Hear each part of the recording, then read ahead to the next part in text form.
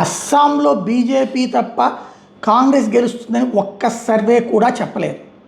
ఒకప్పుడు ఛత్తీస్గఢ్లో కూడా కాంగ్రెస్ తప్ప బీజేపీ గెలవదని అన్ని సర్వేలు చెప్పినాయి.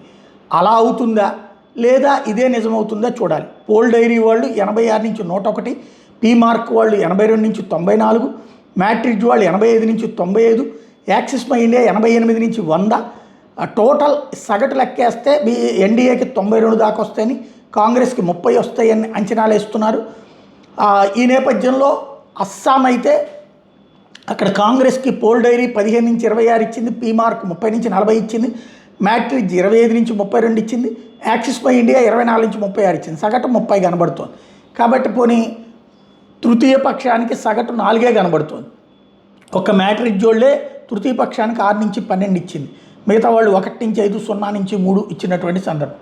కాబట్టి అక్కడ అస్సాంలో బీజేపీ గవర్నమెంట్ ఖాయం అన్నటువంటిది అయితే అన్ని సర్వేలు కలిపి చూస్తే కనబడుతున్నటువంటి లెక్క.